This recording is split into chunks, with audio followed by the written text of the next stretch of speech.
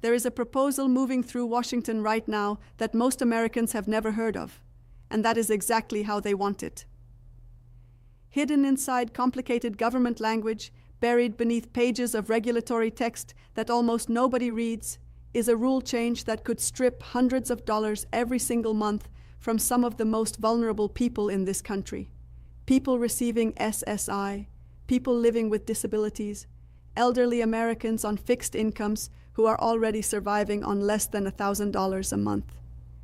And the only reason this proposal has a chance of becoming reality is because most people do not know it exists. That changes today, because when you understand what is actually being proposed, what it means for real families in real communities across America, and what you can do about it, you become the most powerful force in the room.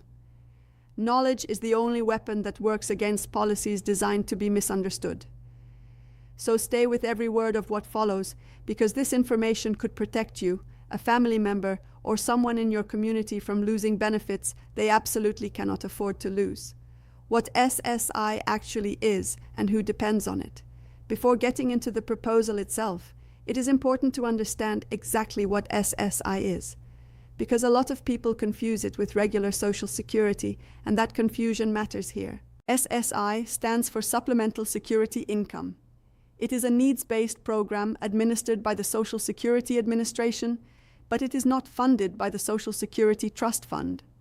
It does not come from the payroll taxes you paid into throughout your working life. SSI is funded through general taxation, and it exists specifically for people with very low income and very low resources, people who are elderly, blind, or disabled, and have essentially nothing left to fall back on. To qualify for SSI, you must have resources under $2,000 if you are single, or under $3,000 if you are married. The maximum SSI payment in 2026 is $994 per month. That is the maximum. That is the ceiling. Nearly $1,000 a month to cover housing, food, medications, transportation, and every other basic expense of living. For millions of Americans, many of them elderly, many of them severely disabled, that $994 is all they have. Understanding that number makes what is being proposed in Washington right now even more outrageous. The proposal nobody is talking about here is what is being quietly pushed through the regulatory process right now.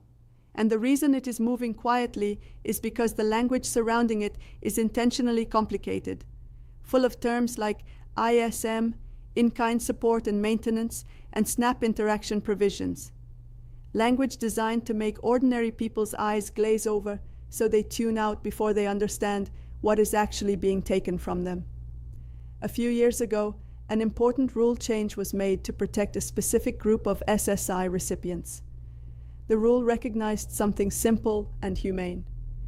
When a family that is already receiving food stamps, meaning a family that is already extremely low income, opens their home to someone on SSI, giving them a spare room or even just a sofa to sleep on, that act of generosity should not be punished. Under the old system, if a family gave a room to an SSI recipient, and that room had a market value of $300 per month, the SSA would reduce that person's SSI payment by $300. The logic was that they were receiving $300 worth of in-kind support. The result was that the family trying to help was indirectly causing their loved one to lose hundreds of dollars a month in benefits, simply by opening their door. The rule change corrected this. It said that if the household providing the room or sofa was itself receiving food stamps, meaning the household was already verified as extremely low income, then that in-kind housing support would not be counted against the SSI recipient's benefit. A poor family helping a poorer person would not be penalized for doing the right thing. That rule is now being targeted for reversal. What reversing this rule would actually mean. If this proposal moves forward, here is what happens in practical terms to real families. A grandmother on SSI is living with her adult daughter's family. The daughter's household receives food stamps because they are low income themselves. They have given the grandmother a room. Under the current rule, that room does not count against her SSI. She receives her full benefit. If this proposal passes, That room gets assigned a market value, let's say $300. That $300 gets counted as in-kind support. Her SSI benefit drops by $300. Overnight, a woman already surviving on $994 a month is now surviving on $694. And it is not just one grandmother in one house.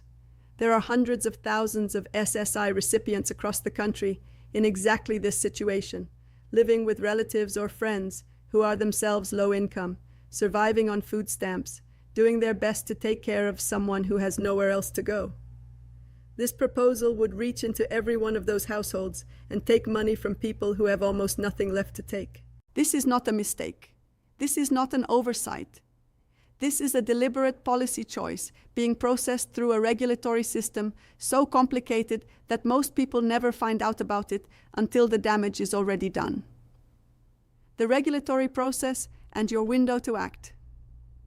Here is how this works procedurally, because understanding the process is the first step to fighting back against it. This proposal is currently moving through the Office of Management and Budget. Once it clears that office, it goes through a formal rulemaking process, and that process includes something critically important, a public comment period. During that window, ordinary Americans have the legal right to submit comments opposing the proposed rule. Those comments become part of the official regulatory record. Agencies are required to consider them. The catch is this: if you do not know the comment period is open, you cannot comment. If you cannot comment, you have no voice. And that is precisely why these kinds of proposals are written in language that most people cannot understand and circulated through channels that most people never see. Sharing this information with family members, neighbors, community groups, and anyone who interacts with SSI recipients is not optional right now. It is the mechanism by which ordinary people participate in a process that directly affects their lives. If enough people find out, enough people comment, and enough people contact their elected representatives, proposals like this can be stopped. It has happened before. It can happen again. Other benefit cuts you need to know about right now. The SSI housing proposal is not the only thing happening. It is part of a much broader pattern of cuts and changes that are moving through the system simultaneously. And each one on its own is serious enough to demand attention. Medicaid is facing significant reductions. In some states, the cuts are already being implemented, with people being downgraded from higher levels of coverage to lower levels or removed from the program entirely. When someone loses their full Medicaid coverage, the consequences cascade quickly. They lose the Medicare savings program that was paying their Part B premium. That is $185 per month out of pocket. They may lose dual eligible status, which ends their access to Medicare Advantage plans that provided grocery allowances, transportation benefits, and additional support. A single Medicaid downgrade can cost a person $400 to $500 a month in lost benefits and increased costs. For someone on a fixed income, that is not an inconvenience. That is a crisis. SNAP benefits are also being cut in multiple states. Children are being removed from food assistance programs. Families that were already food insecure are being pushed further into hardship. Emergency rooms are beginning to absorb the impact of people who have lost preventive care access and now have nowhere else to turn when their health deteriorates.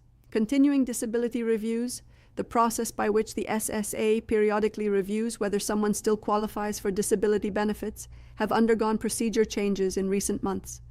Those changes are creating confusion, delays, and in some cases improper terminations of benefits for people who are genuinely still disabled and genuinely still entitled to their payments. If you receive a CDR notice, do not ignore it. Respond immediately and understand your right to appeal at every stage of the process. What you can do. Specific steps. Right now. Understanding what is happening is necessary, but it is not sufficient. Here is what you should actually do. Contact your elected representatives. Your senators and your congressional representative have staff dedicated to constituent services, and they track the issues their constituents are raising. When they hear from enough people about a specific regulatory proposal, it influences their oversight activity and their legislative priorities. Calls are more effective than emails. Showing up at town halls is more effective than calls. Do all three. Participate in public comment periods. When a federal agency proposes a rule change, there is a legally required comment period. Those comments are public record. Agencies must address them in their final rulemaking. You do not need to be a lawyer or a policy expert to submit a comment. You need to explain in plain language how the proposed change would affect you, someone you know, or your community. Personal, specific, human accounts carry weight in the regulatory record. Know your appeal rights.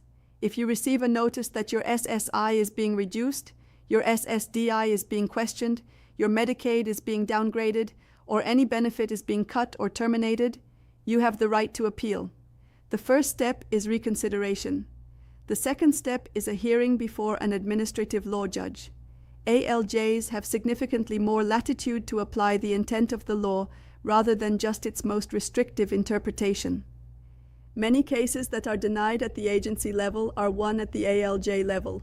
Do not accept a denial as final. Check for unclaimed benefits. According to the National Council on Aging, over $30 billion in government benefits go unclaimed every year. Programs like the Medicare Savings Program, which pays your Part B premium if your income and resources are low enough, are available to far more people than currently use them. Visit your state's benefits portal or a resource like benefitscheckup.org to find out what you may be entitled to that you are not currently receiving. Report what you are seeing in your community. If you are in Texas and Medicaid is cutting people off. If you are in Florida and you are seeing scam calls targeting seniors about suspended benefits. If you are in Arizona and SNAP recipients are receiving termination notices. That information matters. When it is shared, it creates a map of what is happening across the country and allows communities to prepare and respond before the worst impacts arrive. The scams that follow every benefit change. Every time there is a significant development affecting government benefits, fraudulent activity increases within days. This is not coincidence. Scammers monitor these developments, and they move quickly to exploit the confusion and fear that legitimate policy changes create. The most common scams targeting SSI and Social Security recipients right now include phone calls from people claiming to be SSA agents, warning that your benefits have been suspended and demanding immediate action. Emails with official-looking government seals asking you to verify your personal information through a link. Companies charging large upfront fees to help you navigate benefit changes that you can address yourself for free. The Social Security Administration contacts people through United States mail, not phone calls demanding immediate payment, not emails asking for your Social Security number, not text messages with links. If anyone contacts you by phone, email, or text claiming to represent the SSA and creating urgency around your benefits, hang up, delete the message, and report it to the SSA's Office of the Inspector General at 1-800-269-0271. The bottom line: the proposal to reverse the SSI housing rule is moving through Washington right now in the language of bureaucracy, through channels most people never see, counting on the assumption that if it is complicated enough, most people will not fight back. That assumption is wrong, but only if people know what is happening. The families opening their homes to SSI recipients are not gaming the system. They are doing exactly what families are supposed to do, taking care of each other when no one else will. The rule that protected them from being penalized for that generosity was the right policy. Reversing it is wrong. And the people most harmed by it are people who are already surviving on $994 a month with nowhere else to turn. Share this with everyone you know who receives SSI, who has a family member on SSI, who works with elderly or disabled communities, or who simply believes that the most vulnerable people in this country deserve to know when someone in Washington is quietly trying to take what little they have left. Stay informed, stay engaged, and subscribe to Benefits Blueprint, USA. Because this is the kind of information that does not make headlines, but it changes lives. We will be here every week making sure you know what is happening and exactly what to do about it.